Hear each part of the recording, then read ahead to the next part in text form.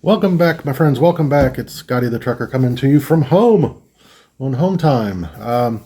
This is going to be a picture-in-picture. So what you're looking at is a little trip we took as a family to the Outer Banks. Wasn't a big, long trip. It was basically 3 days, 2 nights. Take you through some of the things that we did. You can't do a ton in 3 days on the Outer Banks. It wasn't really a beach vacation. We just kind of did a little bit of fun sightseeing and that kind of thing, but we all had a good time. We had one little big snafu, I don't know, problem. It could have been major, but I think we made the best of it and moved on, and I'll take you through that as well. But what you're looking at, I think the first thing I had on here was Gravedigger. When you're coming from Virginia to the Outer Banks, the Gravedigger, famous Gravedigger monster truck headquarters is on the way. So we pulled in just to get a few pictures with a couple of the monster trucks. Let's see, then I think we did putt-putt while we were in Nag's Head. We went to Kitty Hawk Kites, which is a really big kind of gift shop / water sports store type thing. What did you get? I know you're not on camera, but did you buy anything from Kitty Hawk Kites? No. But anyway, we kind of hung around there. It's a bunch of little shops and things. We went to Ocracoke, was kind of the big part of the trip, which is quite a drive from Nag's Head. It's another, I don't know, hour or so, and then an hour on a ferry, which will be at the end of the video. But Ocracoke, if you're not familiar, I mean, the whole Outer Banks is a series of islands, most of them accessible by road, but Ocracoke is a little bit more remote, and you got to take a ferry to and from it, which we really enjoy. We like to take the ferry over to Ocracoke. Didn't do a whole lot while we were there. We went over to Ocracoke and went to a few little shops and ate a good lunch at a place we've been to before. And then we took the long drive and ferry back past Nag's Head and off the Outer Banks and stayed in Elizabeth City just to make it so it wasn't quite such a long drive home. And came home today. So now the thing that went wrong, we did own a Chevy Equinox, which has been the worst car I've ever owned, and it's really my wife's car, but it's been a complete lemon. We have sunk so much money into the little lights that pop up all the time, electrical issues. The tires wear quicker on one side than the other. Just a mess. And we drove that car to the Outer Banks, and we had gone to Dairy Queen. And in very short order, we went back. We had the car idling to keep the air conditioner on. One of my family, I think my wife, noticed that it heard a clanging sound. A few minutes later, we noticed that the air conditioner cut off, or at least the cool air cut off. We're thinking, maybe it's just a coolant thing.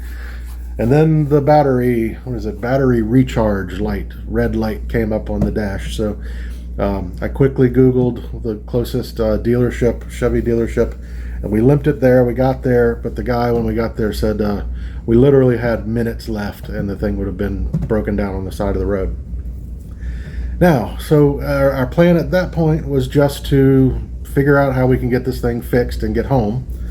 The guy said, they're like everywhere else. They don't have a whole lot of technicians, and the one that would be working on that can't even start until Thursday. And this is, again, 3-day trip, 2 nights, and we've got things to do this week. Had to get home.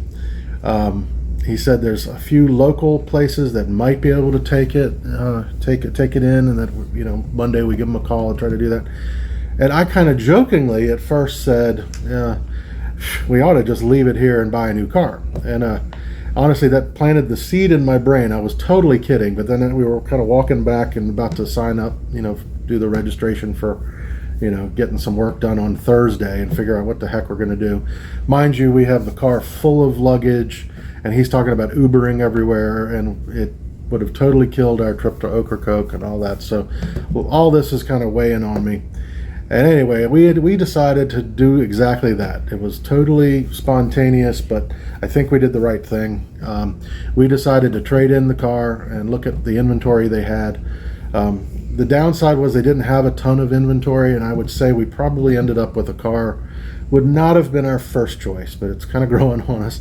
It's a nicer car than the Equinox, except for one thing, it's a little bit smaller.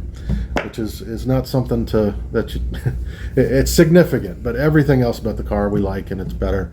So I don't know if it's going to be a car we keep for the whole the length of the loan, or if we trade it in sometime soon. I'm thinking we probably will, but right now we're kind of enjoying it. It's a nice little car. But yeah, did not plan on going on vacation and coming back with a new car, but that's exactly what we did. We just kind of, tried to capitalize on the losses and move forward. We had a great trip with the new car. We didn't have to change our plans. It's a little sooner. We had just paid off both cars, that one and my car, so it hurt a little bit to jump back into a monthly payment, but with the trucking money coming in, we can certainly weather that a little easier. And some things with trucking already have made some major improvements in our family. For one thing, not that I've been doing the trucking part and that income isn't really getting going yet to any big degree, but knowing that my income was going to be going up, we were able to do some financial stuff prior to me going solo, one of which was with my retirement fund. And we were able to, I think I mentioned it on a different video, we were able to pay off both of our credit cards, and we were able to pay off both of the cars, which was tremendous as far as freeing up some cash flow for us.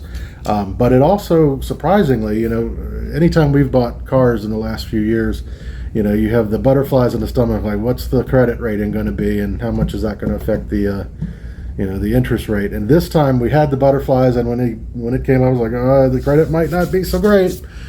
But surprisingly, we are just about to cross the 700 threshold for both my wife and I in very short order. So paying off credit cards and cars has a much bigger effect than I thought. The credit has taken a huge jump. So as a sidebar to the whole car thing, that was really great news to know that our credit is bouncing back, and that also helps me with my goals and my timeline a little bit, knowing that we're already making such progress. So that's it. Great trip. I think we all had fun. Sorry, I look it over here. They don't want to be in this one, but they're right here, so I'm kind of looking for affirmations as I go along. But yep, everything. We had a really good trip. Still on home time, and going to be on home time until the 22nd. Probably do another video or two, but I hope everybody's doing great, and I hope everybody's well. I'll talk to you soon. Bye bye.